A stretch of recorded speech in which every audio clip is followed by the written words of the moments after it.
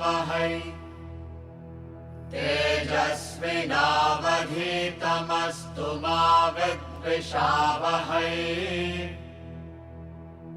ॐ शान्ति शान्ति शान्तिः।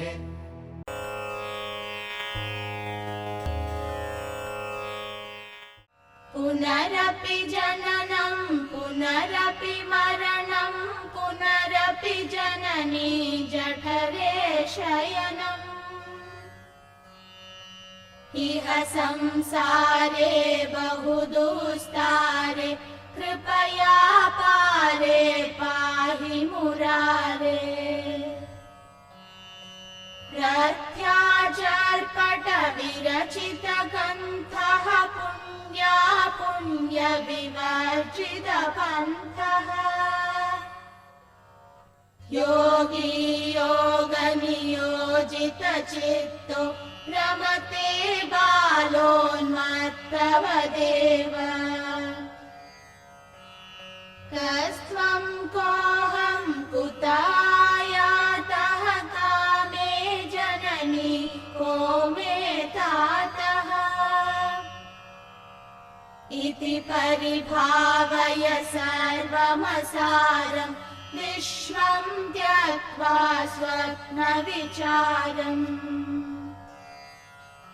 त्वयि मयि चान्यत्रैको विष्णुः व्यर्थं कुप्यसि मय्यसहिष्णुः।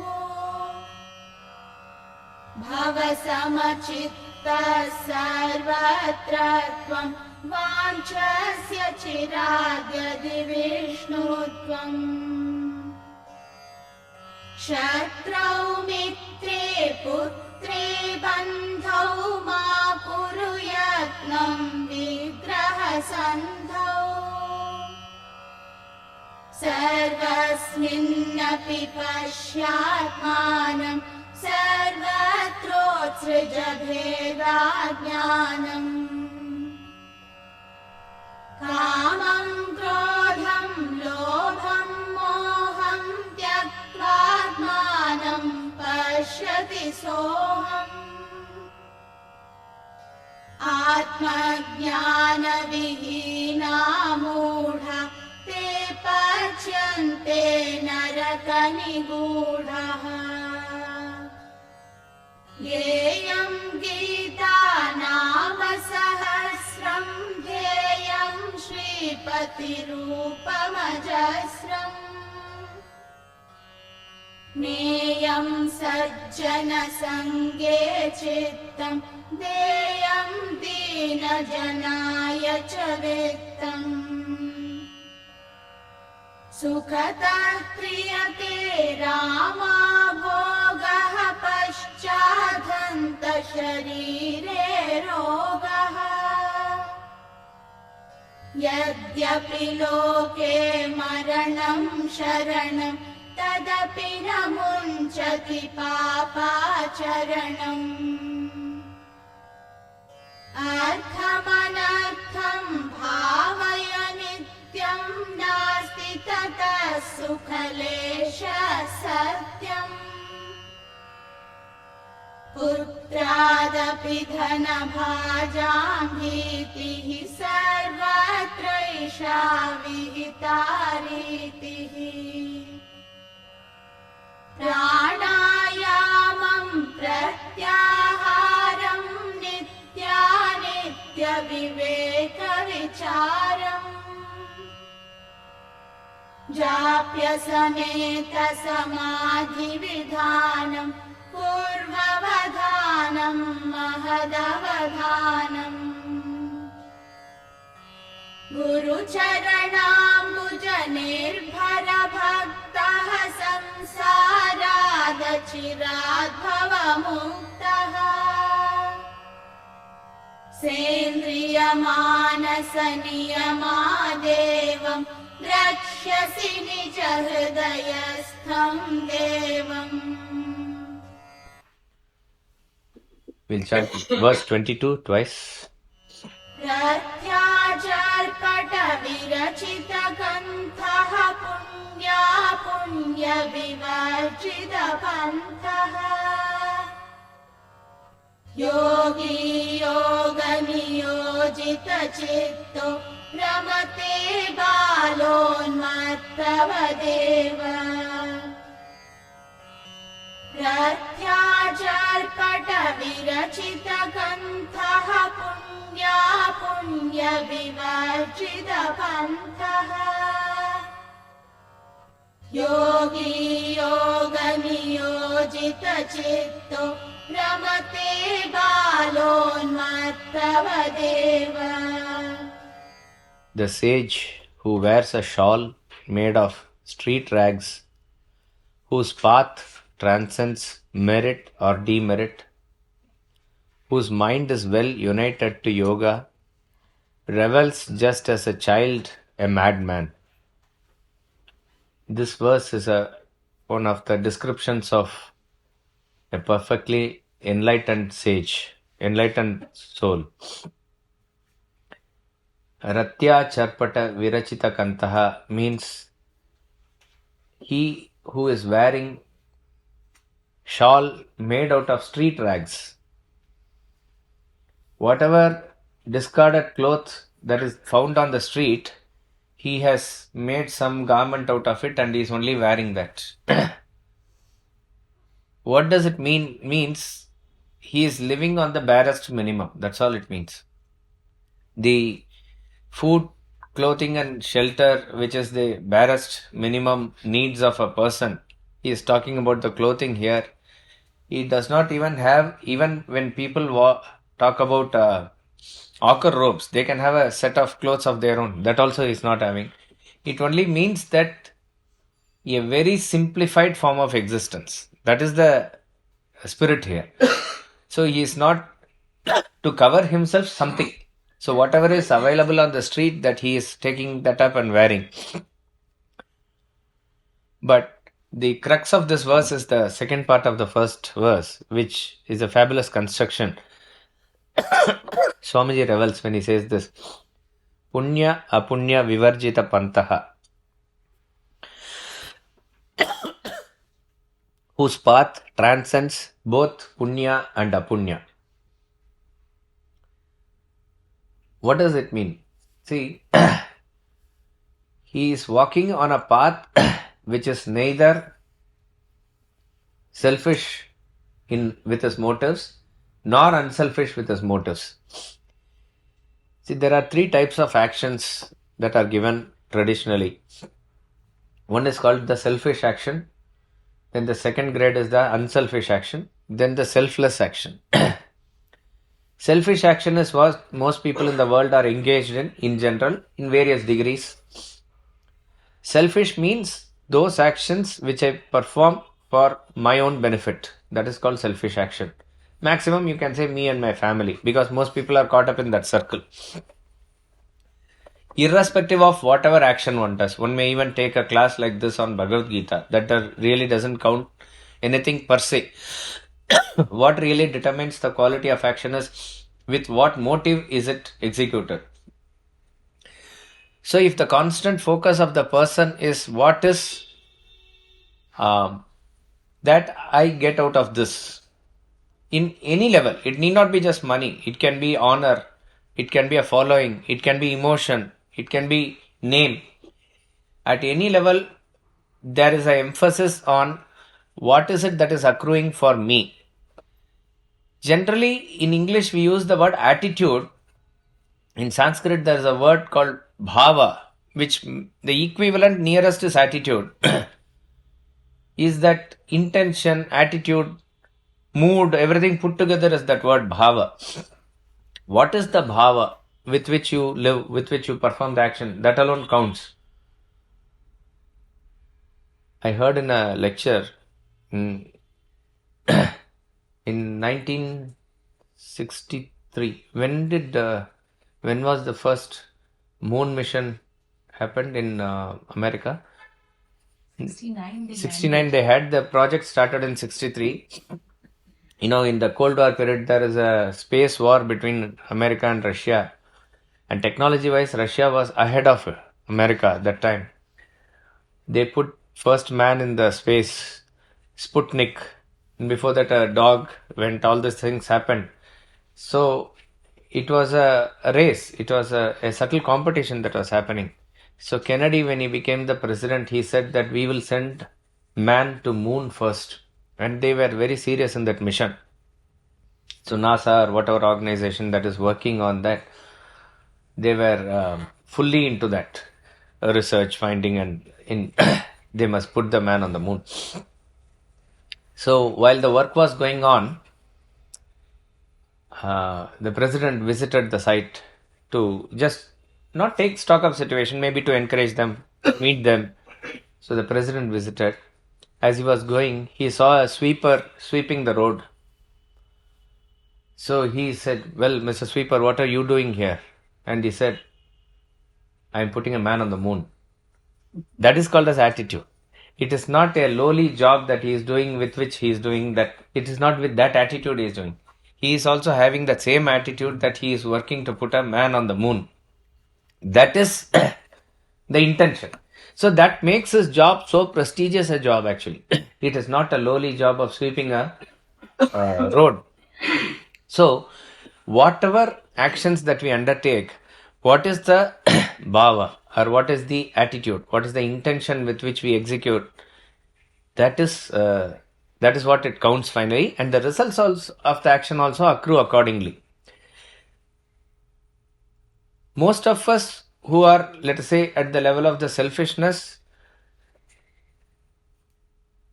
it really doesn't accrue any merit out of it. You can do it as a part of duty, that way it is okay.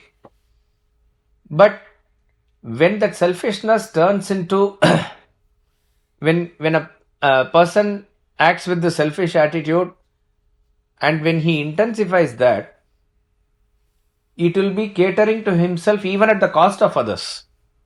That is where you accrue apunya, or what is known as papa. Papa is translated as sin, but what we have to understand here is when any action that is done by you rebounds back and agitates your mind, then you have said to have committed a sin according to your level, according to your state of consciousness. So you gain what is known as demerit. It is characterized by mental agitations. Maybe you can go to that realm also afterwards. That is also called as hell. But essential aspect of a selfish action is that selfish action really bounces back and agitates your mind. So therefore the fruit of that action is that you go through such a phase. Not only that, you unnecessarily put a seed for such type of actions in the future. This is called as bondage of action. How does action bind a person to the world is like this. When we do an action, because of the attitude with which we do the action, the intention with which we do the action, we leave that residue even as the action gets completed. The fruit of the action accrues for the karta or the doer of the action. Along with it, he has already put in the seed, therefore he is bound to do more of such type of actions. This is the path of the selfish. Now when a person understands the results of such type of actions, he wants to correct himself. He gets motivated by certain higher purposes and higher desires in life. He is not working for himself, or I am not working for myself. This myself gets transformed into other's self. He is really wanting to do good for others. But all these things comes from his good intentions and good emotions that he wants to help others. So such actions bring really peace and joy for him. That is, can be termed as heaven also, within the realm of where we are living. Plus it accrues merits where you can be transported to a higher realm of experience later also. This currency exchange which makes it happen is called as punya. Punya is a merit that you gain out of your good deeds. So definitely your mind is very less agitated here. It's in degree. So as you become more and more unselfish, say for a person who is utterly selfish, who is very gross, that he doesn't even take care of his family. Now, if he works for the family, that's a great achievement. That's a great level of leap for him. But for a person who is already there, that may not be a great punya karma. For him, he has to raise his level to a little more level of identification or consciousness. That those actions which are directed towards the benefit of others, but you do it in a desired way, meaning there also ego is involved, though the ego is diluted, ego is involved. So you become the karta of that punya karma also. You become the doer of those good desired actions. Therefore, the results of those actions also accrue to you, which is punya, plus you leave seeds for such type of actions in future that you want to continue in this cycle. So therefore, a spiritual person who has understood the path of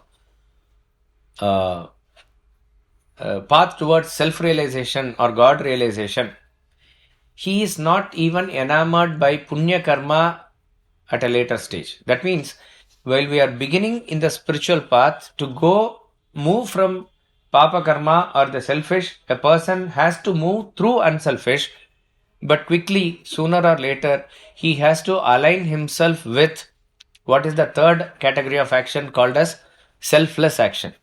So selfish action is for myself, unselfish action is for other self, selfless action is for no self. No self in the world, but you can say supreme self. Nishkama karma they say. Nishkama karma means desireless action, selfless action. No desire pertaining to the world. As far as a person who is in the sadhana, who has not yet reached self-realization, to imagine such an action is rather very difficult. To get inspired to such a level and do those actions on a consistent basis is very tough. So we can be inspired by even now higher levels of punya karma and do it, no harm in it as it is. But we have to try and align those karmas slowly into the aim of self-realization. A person who is, let us say, at the level of even a renunciation or a sannyas, where he is little bit risen above all the worldly desires, still but he is having some desires which is all universal in nature, such persons to do selfless karma is more practical. For a person who is at a lower level, to do karma yoga in terms of higher ideal in the world and try to maintain the spirit is what we must attempt. But here he is talking about an enlightened sage. Enlightened sage is a jnani who is finished all his karma, who has no more karma. Such person cannot have any motive at all. This we see unconsciously happening in, let's say, plants or animals, you can say.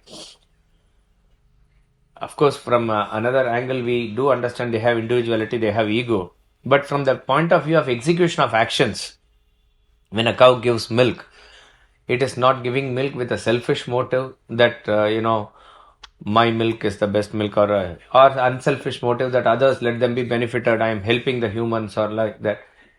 It has to give milk, it just gives milk. That's all. It is all pre-programmed in certain such a way for their nature. River gives water, rose gives fragrance, sun gives light and vitality. Everything is set in nature in this format. Only a human being is given both these things. He has given an intellect to discriminate. He is given this vehement ego and individuality with which he operates and boosts that also further. So two contrasting forces are simultaneously given to us. With the intellect, if you are able to subdue the ego and align that intellect with the self-knowledge, we will be moving towards this path, which is bereft of both punya and apunya, which is both devoid of merit and demerit. What is this without leaving this footprint? Example always given is that when you walk on the sand, there is a footprint. When the bird flies over the same area, it doesn't leave any footprint. An enlightened sage doesn't have any motives, any desires. His life definitely is a help for others. but he has no specific sankalpa to either help others or not help others. His existence in the world and his activities in the world are by and large determined by the circumstances prevailing at that point of time. Just as when the monsoon has set in, the clouds are drawn to where there is a low pressure. The winds move from high pressure to low pressure and carry these clouds there. You will find at that area where the rain is required, they come and pour. The clouds or the rain does not have a sankalpa that it should go here and give its water. But it will happen in such a way that where there is a demand and pull like this, there it will go and release itself completely. It is exactly like that is the self-realized person's life that will function according to the time, according to the circumstances, in whichever way the dharma has to be re-established, that law of demand and supply will work like that. So that is why you will find Krishna's conduct is according to his time and his circumstances. Similarly, Gautama Buddha, similarly Adi Shankaracharya, at various Mahatmas, at various points of time. But all of them, what they do is they tread on this path where it is devoid of merit or demerit. So a person who is on the ladder of evolution, he considers even the enjoyments that accrue in the heavenly pleasures. That is also an obstacle finally. It is inspiring or it is incentivizing for us only in the starting of the path. But later you understand Swarga is another type of bondage by itself.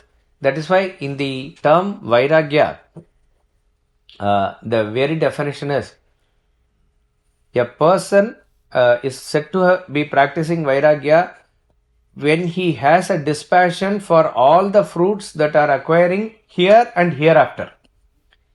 See, there are people who may have Vairagya with reference to all the worldly pleasures, but they are aiming for something beyond the world. What will happen in Swarga? They are enamored by it, and for which they will dedicatedly do the actions. Given in the Shastras also, they will do the actions. But they again, what is their bhava? What is their motive? But once a person understands that all the other heavens that are described and all the pleasures that are described there are only different in degree from what we experience here, he will not be enamored afterwards. See, okay, you have not gone to a foreign trip, what America is or something. Okay, once you go and come and you see all the enjoyments there, that facilities and the latest science and technology and Disney World and other things created out of it there. After coming, you may still want to go other places and visit. But that enthusiasm with which you wanted to first visit America, you will not say now Canada, now South Africa, now South America. It won't be of that type of inspiration. Similarly, a person who has understood what maximum this world can offer and what maximum probably the other worlds can offer, he will not be enthused anymore by such type of pleasures. He is looking for something apart from it. Such a person will want to walk on this path.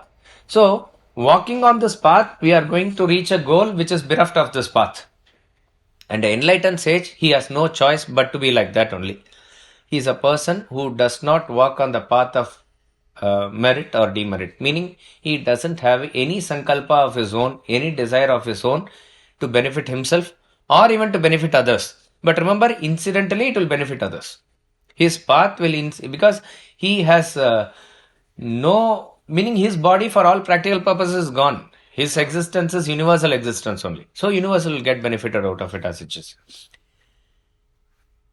This is what is indicated in Bhagavad Gita. One phrase comes 3 times in first chapter and second chapter. Remember that? Senayor Ubayor Madhye. Arjuna says, take my chariot in between 2 armies. Then Krishna takes the chariot in between 2 armies. But in the second chapter he says, Senayor Ubayor Madhye. He gives the lecture also. He Vishidantam idam vacha. He starts the lecture in the middle of 2 armies. So that is also an indication that Bhagavad Gita, the subject matter dealt wherein and where it is finally going to take you is a path which is away from both merits and demerits. Pandavas represent the good aspect of your personality. Kauravas represent the negative aspect of our personality. If you are seeking Atma Vidya or Brahma Vidya, you have to be like in between. You have to walk on that razor's path which is bereft of merits and demerits. That is what is this person doing here. He lives a very simplified life and whose path transcends merit or demerit. Yogi Yoga Niyojita Chittaha. Once he has merged himself with the self, there is no way of separation at all. He whose mind always rests in Brahman. A person, once he has gone through the path by practicing the union with the self, having reached there, you will not find him doing something very different afterwards. Whatever he has been continuing to do, that's what he will continue there. So you may say he is an enlightened master. Why is he meditating? Or why is he going on from place to place? Or why is he lecturing? Whatever is his Purva Adhyasa, that will continue. Purva Adhyasa means past force. That past force, which has been only union with the self which he has practiced, that is what is going to continue thereafter also. So his mind at all points of time is united to the self, which is indicated in the last portion of this verse, which he says Ramate. Ramate means he revels. He always is in the reveling mode. Reveling means it's not just being in a happy experience. It's a different kind of a bliss altogether that he revels there. Bala unmattavat eva. Vat means like in Sanskrit. Swapna simha vat means like a dream lion. Vat means like. So balavat means like a child. Unmattavat means like a madman. In every example, there are couple of points of comparison. You must not stretch the example beyond its scope. So an enlightened person is likened to Bala or a child. So what is the point of comparison? No anxiety. Correct. That is the first and main thing. That he has no worries of the past or anxiety for the future, and he lives in the present as it is. That is the life of a child. That is why a child is always effervescing with energy and enthusiasm. He is like a child. You will find him bubbling with cheer. Irrespective of whatever his age, whatever his body is going through, you will find that enthusiasm and cheer in his activities at all point of time, because he carries no weight in his personality. Weight is created by our worries and anxieties. A child by nature doesn't have a past or doesn't think of the future. So it is a very, happy creature. Like that is this person. He is Balavat. Second point is, a child doesn't have body consciousness, which is the extension of the same thing. From different angle I am saying. Since it has no ego, it doesn't have body consciousness. Exactly like this. Some are even walking on the street without even knowing whether they are covered or not. Like that. And how can they do that actually? They can do that if you are able to understand what he says next. Unmattavat. Madman also does that, isn't it? Unmattavat. Unmatta means madman. What is the point of comparison? He goes where others can't. He goes by? His mind goes where others can't go. Madman is somebody who we understand is in a different realm than who we consider ourselves as normal persons. Suddenly he is laughing, suddenly he is crying, suddenly he is talking something which you and I or nobody can understand. So we say he's a crack, he's not a normal person. Or if somebody says normally he is talking to you and suddenly he says, now I have to go, I have to meet Narendra Modi now, he is waiting for me, something like that he says. What happened to him suddenly? he was all right. But now suddenly he has lost his mind. He is a crack. Like that we understand. Exactly like that happens. And if only we are fortunate enough to see such enlightened masters, we will know that they will be normally conversing with you. They may be in their own activities, either singing or lecturing or writing, whatever it is. But suddenly you will find them sort of not available for you. They are in their own realm. All that you know is that is something different, but you do not know what it is. It has happened to American audience when Swami Ramtirtha was lecturing. During the lecture, suddenly he will stop. Tears will fall on his cheeks, and he will close his eyes and go into a realm. People really do not know what is happening, where he is going, what it is. That is what he is transported to suddenly. Saint Tyagaraja, when he sang songs, certain songs are based on emotion, but when it gets into that type of a mode, you really do not know. Sometimes they might not eat throughout and they will not feel anything like that. So, or they will say, Rama is there, something he will shout. And what is, nobody can see Rama there, only he is seeing. These are all sort of symptoms of a madman as we perceive. They are also like madman. What is, see, this is interesting. When the CPM government was there, they are very famous for their love for Hinduism and other, you know, the wisdom of this land. So they characterized Ramakrishna Paramahamsa as an abnormal personality because probably from the records that they have done, he is also like that. Suddenly he might get into a mode or a realm probably which others may not be able to relate to. Or probably in that mode, he was able to give that charge to others also to some extent. We do not know. Some also experience that by the contact of it. It is said Chaitanya Mahaprabhu had that sort of aura or a what do you call that site of vibration or energy, whatever you want to call it. Whoever came and contacted him or touched him is also getting that electric shock type of a thing. So they characterized in the textbook saying that he was an abnormal personality. Maybe if you take that definition, it may apply to all the great masters. It will apply. So this is the point of comparison here. There is a this aspect of a mad person is what I was coming to at is once a great saint or alvar, I don't know who, he was arrested and put inside the jail. And any of these type of great masters or great souls, when they are placed in jail, they consider it in a blessing in one way. They are, left untouched and they are free to do what they want. And some of the great poems of even Bhadrachala Ramdas and everything came out in jail only. So a person really sympathizes with him and says, sir, it is very sorry to see you in such a condition that you are in jail. So he says, no, you come here and see from my vision. I consider you all in jail because he is on that side of the door and the same thing is separating him and you. So it is with what vision he sees.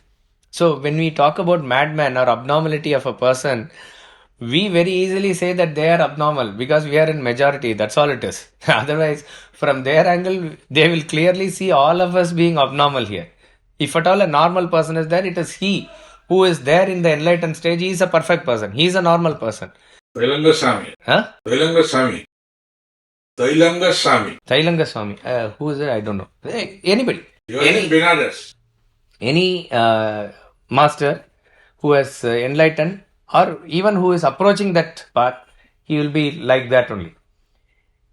Apart from Balavat and Unmatavat, usually in other places, one more vat is given, which is Pishashavat. Pishashavat means like a ghost, like a child, like a madman, like a ghost. Like a ghost means the point of comparison is, what is the point? There and not there. They go around in places which is not habitated by others. Yeah, that was a good guess. No body consciousness. Ghost has no body at all in the place. Yeah, see, the thing is, ghost is usually alone. Ghosts don't, I mean, from whatever we have known, experienced, heard, whatever it is, you will not find a group of ghosts going here and there. We say a haunted house means something is there, one. So usually they are enlightened persons, they are by themselves alone, one. Not only that, one person is there, others are afraid of him. Afraid in the sense, they maintain a healthy distance, cautious, and when they are dealing with that, ghost, whatever fear that they have, this person, enlightened person, doesn't really care for any person. Others are there who are really cautious about him. See, there are various persons, when they walk on the street, they may do suddenly something to the shop or something. Nobody can question anything to them. It is their way of life. That's all. As I said, whatever they live, whatever their thing is, finally it is going to be beneficial for the world that is taken. But their mode of activity, their thing just cannot be questioned. Others maintain a very healthy respect or a distance. When I say distance, a cautious way of approaching to them will be there. These are the points of comparison with reference to the ghost. So, like a child, he has no body consciousness, no worries of the past or anxiety of the future. Like a madman, suddenly he gets into a realm where you and I do not have any access, and he behaves in certain way. And like a ghost, he is alone. But being alone, he instills a fear in the society itself. That means his impact. What is this is the right thing. His impact on the society is like that. So these are the points of comparison. Such is an enlightened person. The sage who wears a shawl made of street rags, whose path transcends merit or demerit, whose mind is well united to yoga, revels just as a child, a madman. Yes, sir. So, when talking about these karmas from selfish to unselfish to selfless, we keep saying that as a man walks on this path, let's say from unselfish to selfless, he should only fear the law of karma. Okay. And secondly, we also say that fear is because of duality. Basically, I consider you as a separate entity, then only a fear can arise. If I consider you as one, then there is no question of fear. Now, what is this fear exactly in this case? So this fear, we can say it is like a caution. It's not really a fear. When we talk about generally fear, whether other will do something to me, whether I will be attacked, all this comes out of my ignorance and selfishness. That is the normal fear that we talk about in all cases. But we also study in the 18th chapter when he is talking about a sattvic intellect. Sattvic intellect is that which distinguishes between what ought to be feared and what ought not to be feared. That means a person, as he develops more and more sattvic intellect, will he become afraid? That's not the point. A divine person is fearless. Abhayam is the first quality given for a divine person. But this being fearless is not without any limits or caution or anything. See, suppose you are going first time to Ganga to take bath, whether it's here, Benares, anywhere. I am fearless and you cannot jump into Ganga at any point. It could be deep there or it could be current there. So you will be cautious in getting down the steps or taking a guide of a person there or holding a chain or something like that. That doesn't make you any less fearless a person. But this is the caution that you apply there. Exactly like that, a person when he develops a sattvic intellect, because he is understanding this law of karma only, he is very afraid to get into certain activities knowing the repercussions of those activities. He is that way not afraid to plunge into, let's say, any spiritual activity or something where even though others may make fun of him or something like that. So what in West the term which is normally used as God fearing, if we understand the spirit of it, it is actually law of karma fearing, because God need not be feared. God is somebody who maintains the law only. So that is the caution. So a person who is having this unity of identification, obviously he will not have any fear. That's why even as Adi Shankaracharya, he was establishing the non-dual concept of Vedanta, Advaita Vedanta. At the same time, he was condemning those practices which are against Sanatana Dharma. So he had to condemn certain mata like Kapalika, who used to give, let's say, human sacrifice or something like that. So some of them considered him as their enemies and they wanted to kill him. But even as sitting amidst them, he had no fear. This is the point. He will be absolutely fearless because he has risen over the body consciousness in any way. But he will not be afraid to say what is right and what is wrong. This is the difference. And he knows exactly the repercussions of his actions also, if at all anything is there. Verse 23, we'll chant twice. Kastvam koham kutayatah kame janani ko me tatah iti paribhavaya sarvamasaram vishvam tyaktva swapna vicharam. Kastvam koham kutayatah kame janani ko me tatah iti paribhavaya sarvamasaram vishvam tyaktva swapna vicharam. Who are you? Who am I? From where have I come? Who's my mother? Who's my father? Thus inquire, having renounced the entire world as essenceless, born of imagination. Somewhat an equivalent verse we saw in verse 8, where we said 6, 7 and 8 formed a thought flow. 6 talked about attachment at the body level, 7 about the attachment of impulses and emotions at various stages of life.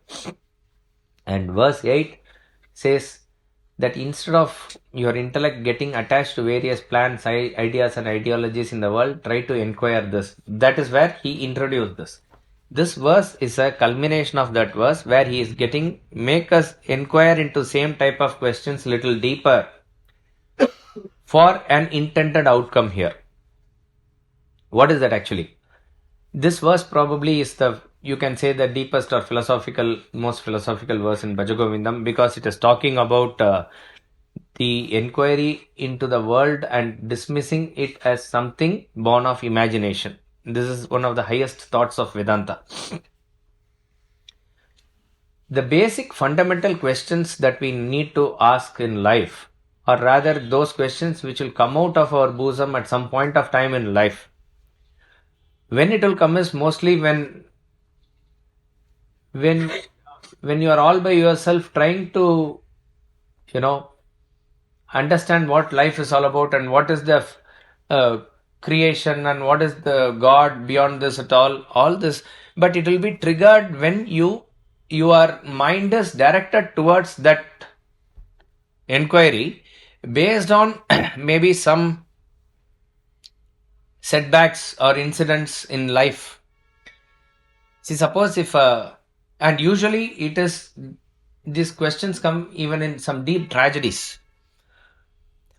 And we are not saying that you will then automatically turn spiritual after that event, but at least for a temporary phase, you will go through certain experiences. You will practically experience the hollowness of all the pursuits that we are going through. For example, if you are a very near friend or your own very near relative who you were talking to yesterday, who you were enjoying and sharing all your experiences, suddenly he is no more.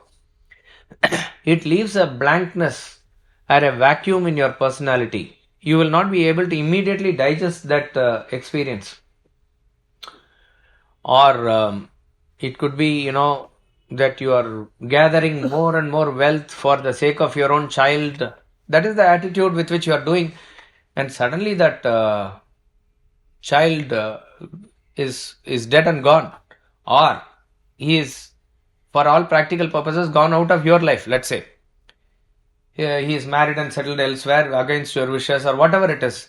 Suddenly it hits you very hard one day. And then you think, what is this life all about? For who I was collecting all this money? Yesterday that person was there, today that person is not here.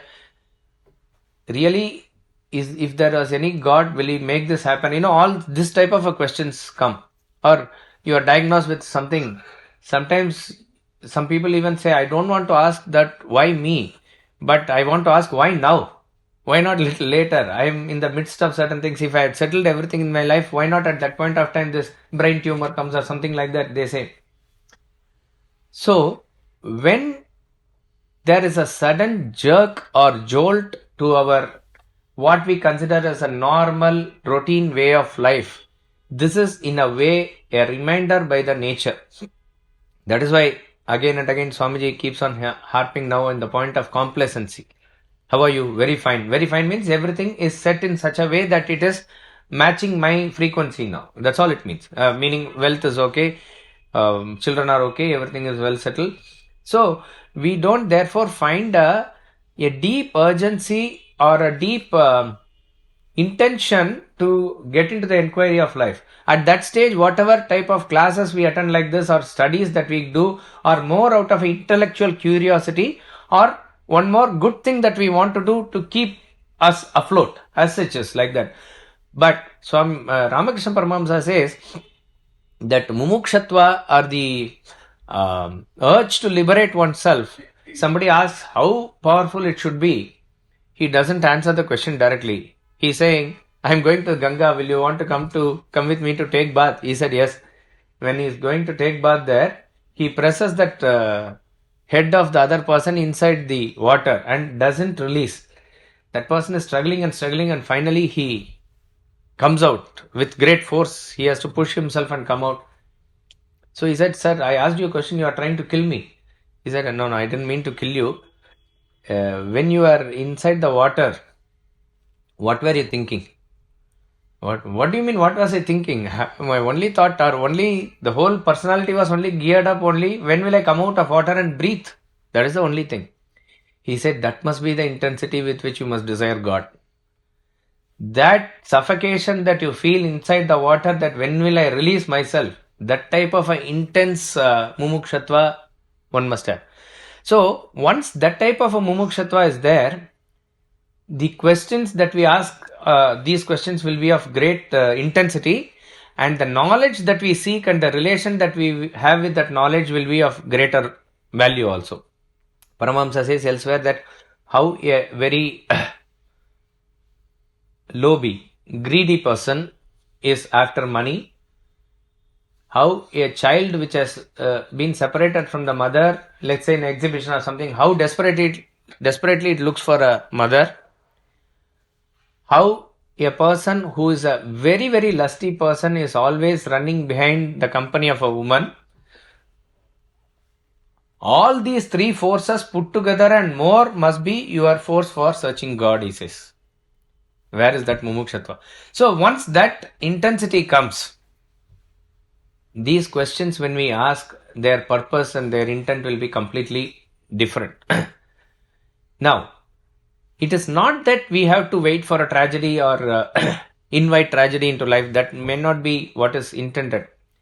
When everything is going in a way from your level to jerk you, to give you a shock and put to the next level, that is how the nature plans itself. That is one aspect.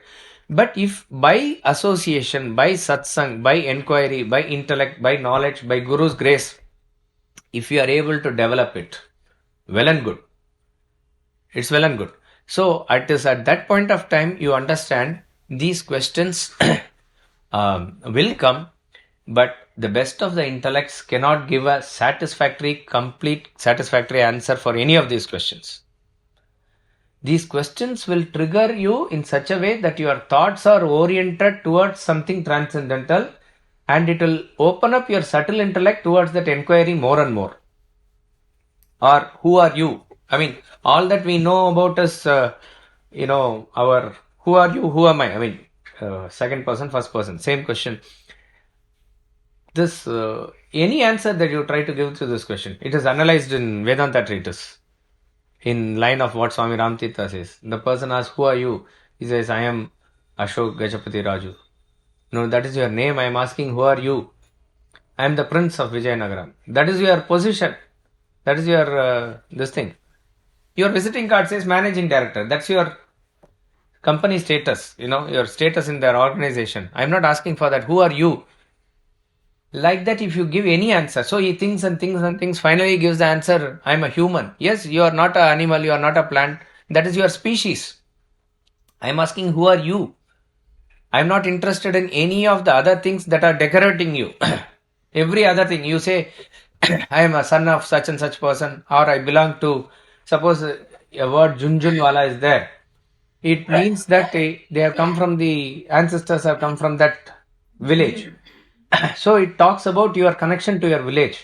It talks about your connection to work, connection to relationship, connection to everything. But I'm not talking about your connections at all. I'm talking about who are you. So try to find out that and then come, let's have a discussion, he says. Like that it is. So this question, or from where I have come, we know our temporary coming and going in this lifetime. I come from home, I'll go here. Okay, before that, you can say, mother's womb I came from, that is what I know in this lifetime. And I may end up in some graveyard, that's what I know finally. No, but probably the journey doesn't end there. Or how did you come into your mother's womb in the first place? Where have you come from? No answer. Matthew Arnold says, life is a arrow shot from darkness, flutters in the light for a while, goes back again into darkness. There's a thick stream of darkness this side and that side. For a while it flutters in the light, and that is what we consider as a great big lifetime of 80 years, 100 years. It is just fluttering in the while. Fundamental question as to where we have come from, where we are going, we are absolutely not aware at all. Who's my mother? Who's my father? Of course, we know our mother, we know our father based on our relationship and what we interact now. But then trace further. Who was his father? Who was his father? Like that you go trace and trace. You will never come to any conclusion as to who's the first father.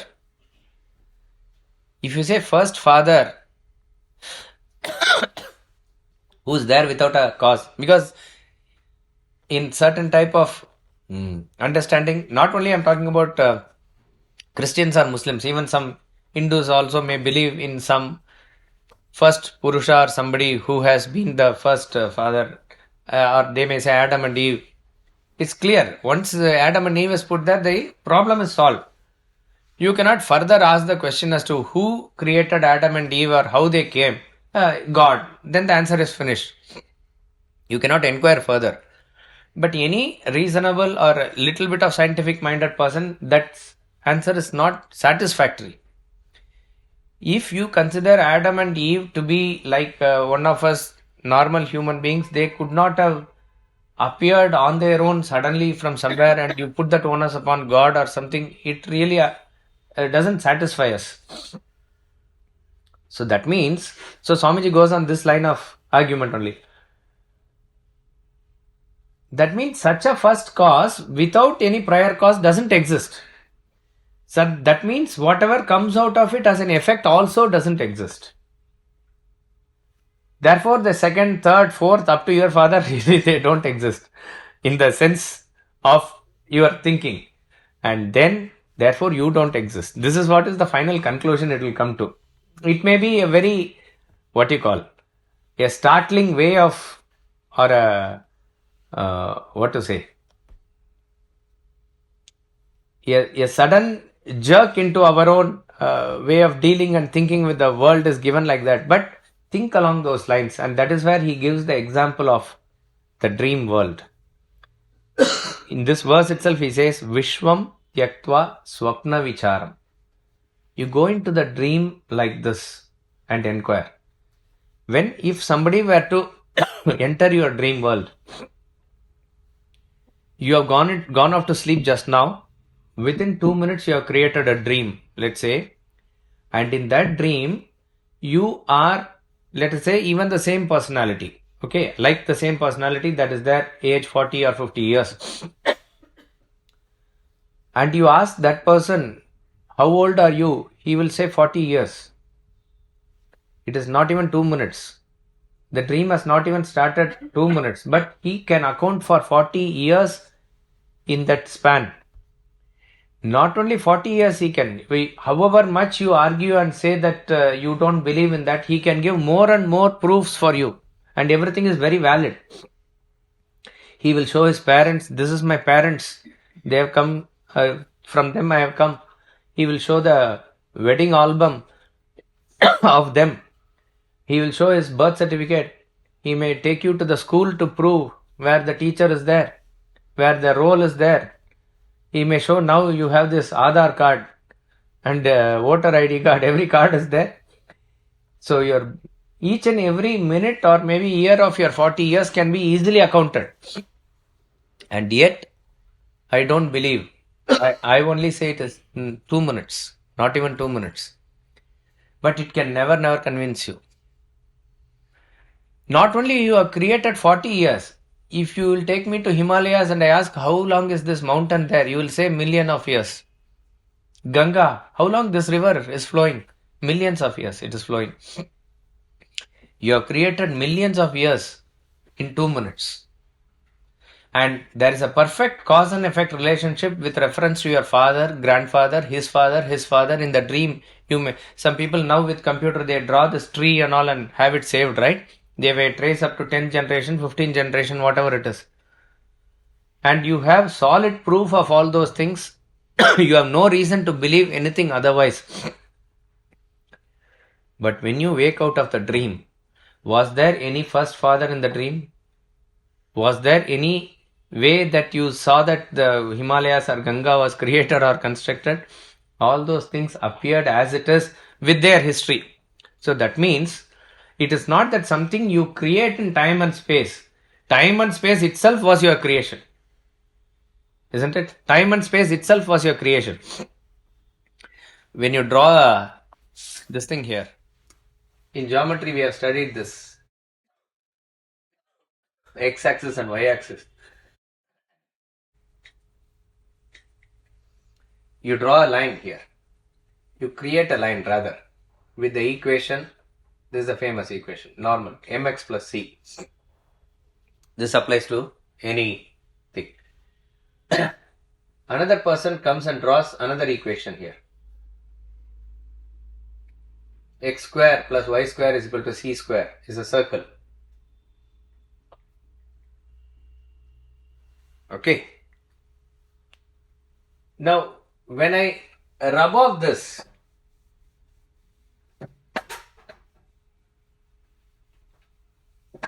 when I rub off like this, is it just that whatever equation I have created, do they go?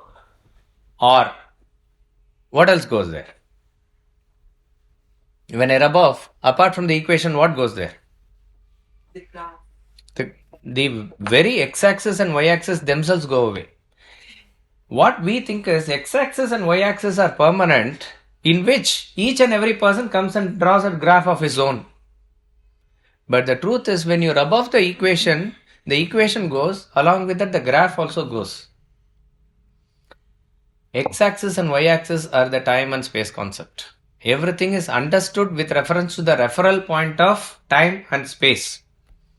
But time and space do not have an independent existence of their own apart from any aspect of causation that you put in. So time, space, causation are three inseparable concepts which are the things which are holding this universe. What we think is, we may understand the world is a projection of your mind. It is your thoughts that has created. Each and every person draws the picture of the world according to his own thoughts. We know the story of Yudhishthira and Duryodhana. When Krishna called Yudhishthira to find out, he asked Yudhishthira to find out a corrupt person. He obliged and went. He called Duryodhana to find out one good person. He also obliged and went. They went all over the country or all over the world and came out and said that Yudhishthira said, I could not find any corrupt person or bad person. Duryodhana came and said, I could not find any good person.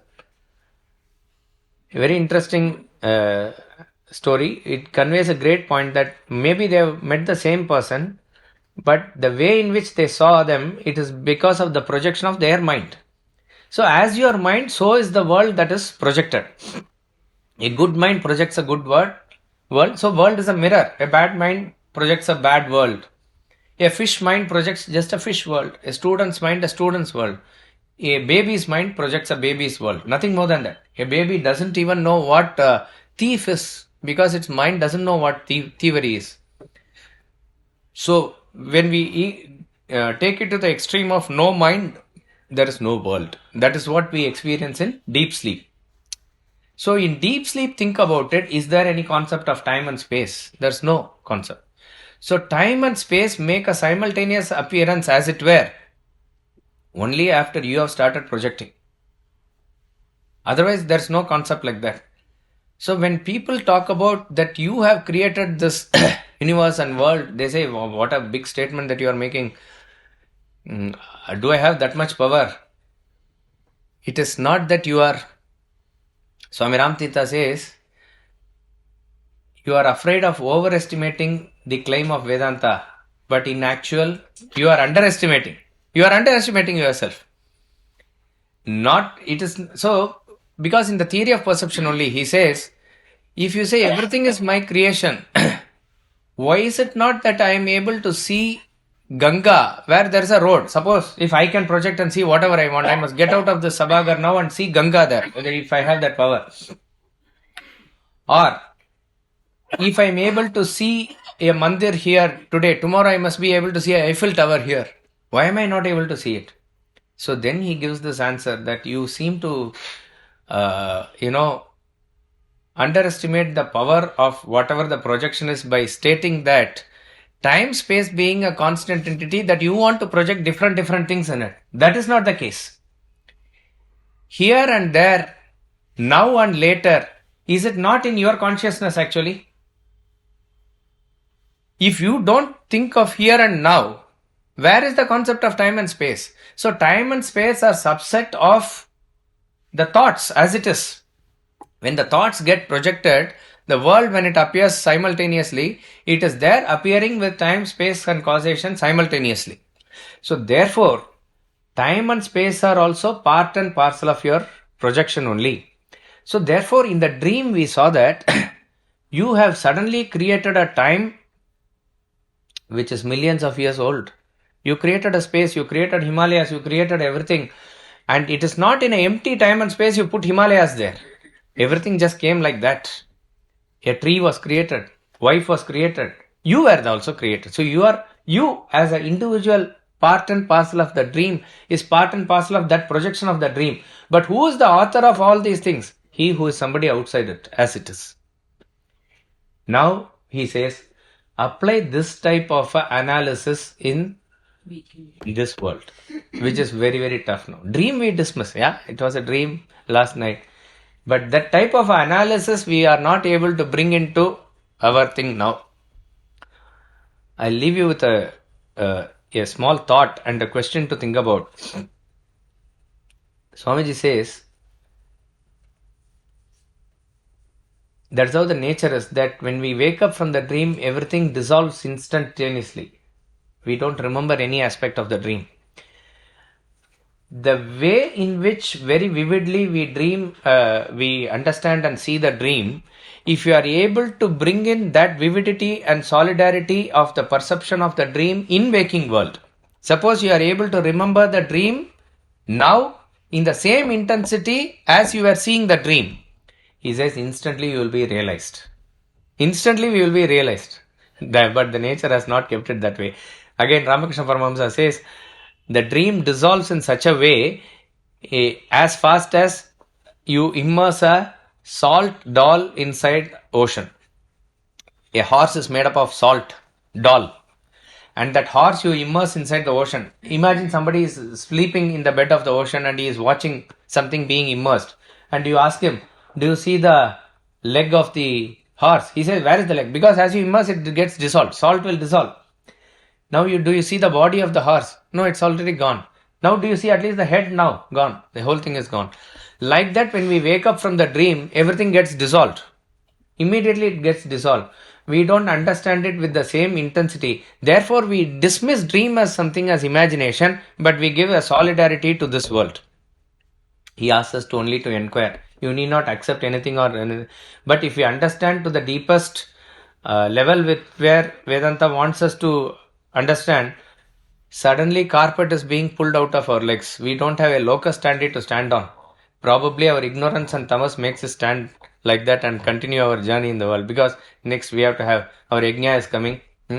Our meeting is happening. Our body is hungry. We have to attend to that. But those are the very key and important issues. So this is what is what is known as this, the delusive Maya force. It makes us not stand in this, but gets into the rut of whatever our samsara is and makes us forget. But if you are able to stand in this inquiry, at least you may not even get the solution answer, but at least try to get to the intensity of the inquiry, we will start understanding the truths of life. Yes, sir. Talking about dream and other thing, the question is, an enlightened person sees a waking world also as a dream. Now, his prarabdha is there and he will also live till the time his body falls out. Now, will he dream or will he not dream? You have to really ask a self-realized person. In the sense that, but general formula is that as you become more and more sattvic, your sleeps are very deep. Even let's not go even up to the enlightened stage.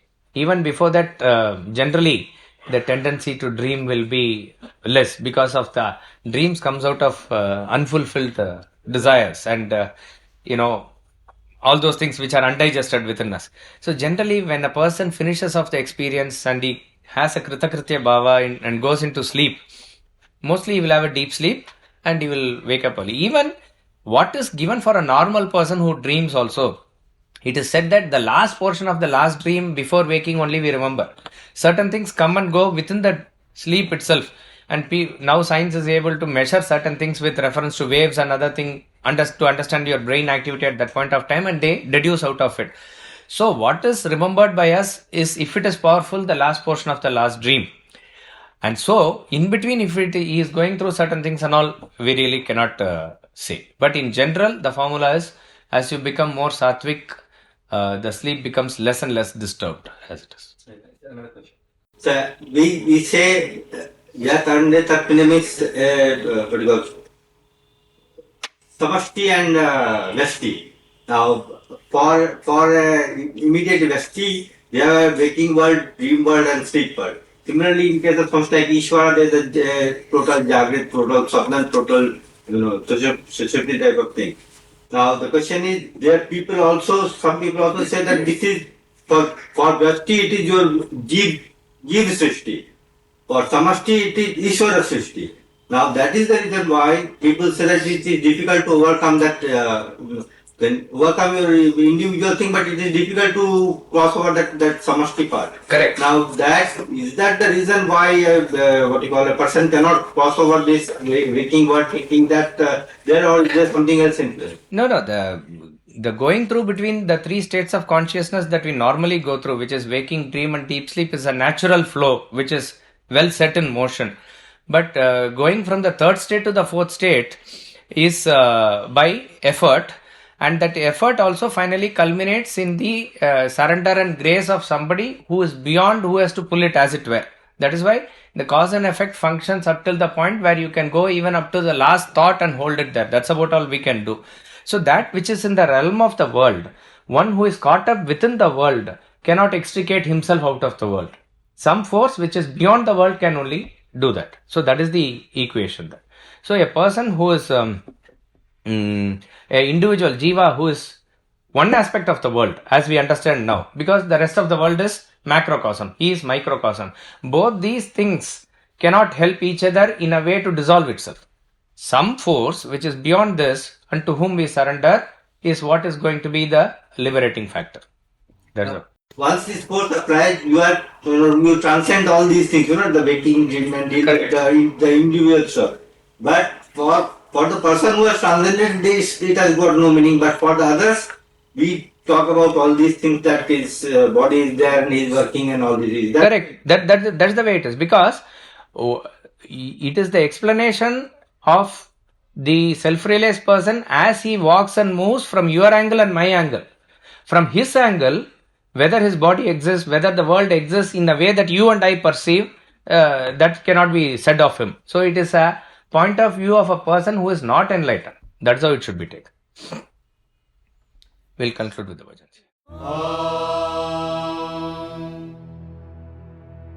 Poornam Adah Poornamidam Poornat Poornamudachyate Poornasya Poornamadaya Poornamevavashishyate. Om Shanti Shanti Shanti.